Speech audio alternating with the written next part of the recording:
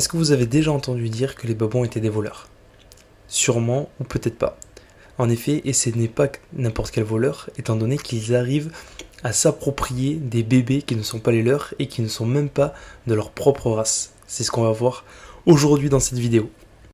Comme vous le savez, observer les animaux en action est toujours fascinant, mais parfois la nature se montre cruelle et dépourvue de sentiments.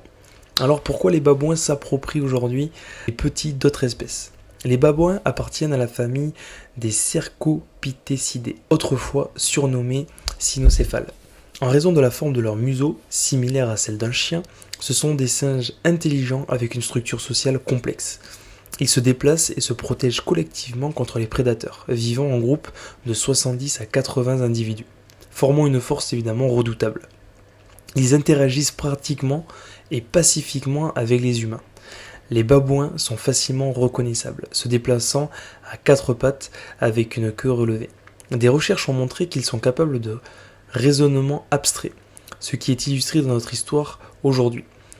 Dans la nature, leurs principaux ennemis sont les lions et les léopards. Parfois, une bande de babouins peut défendre efficacement contre un gros félin, mais pas toujours. Le prédateur peut attraper un individu isolé à la recherche de nourriture. Dans la nature, chaque espèce survit comme elle peut. Quand les singes ont compris que les lions et les léopards étaient une menace, ils ont trouvé une manière de se défendre. Ils prennent des petits de ces prédateurs pour les tuer avant qu'ils ne deviennent dangereux.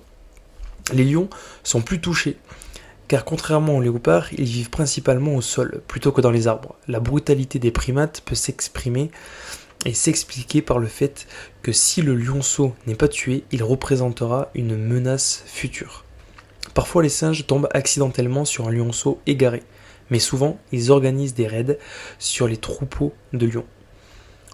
Pendant que certains babouins distraient les lions d'adultes, d'autres s'approchent discrètement des petits, les saisissent et s'enfuient. Une amitié inhabituelle entre un babouin et un lionceau. Cependant, il y a des exceptions. Comme le montre cette histoire plus réjouissante, une situation inhabituelle impliquant un babouin et un lionceau a été observée dans le parc national Kruger en Afrique du Sud. C'est le guide de safari Kurt Schultz qui a capturé cette scène. Il a filmé un babouin portant délicatement un lionceau, prenant soin de lui peu de temps avant cette rencontre. Schultz se plaignait à un ami de ne rien voir d'intéressant pendant sa promenade avec son appareil photo. Il doit être satisfait maintenant car le hasard l'a généreusement récompensé. Kurt a partagé sur son blog qu'il est arrivé au parc ce matin-là et avait croisé une bande de babouins très actifs, ce qui était rare en début de journée. Ils semblaient tous fascinés par quelque chose que l'un d'entre eux portait. En s'approchant davantage, Schultz a été surpris de constater que ce n'était pas un objet, mais un petit lionceau que le babouin portait.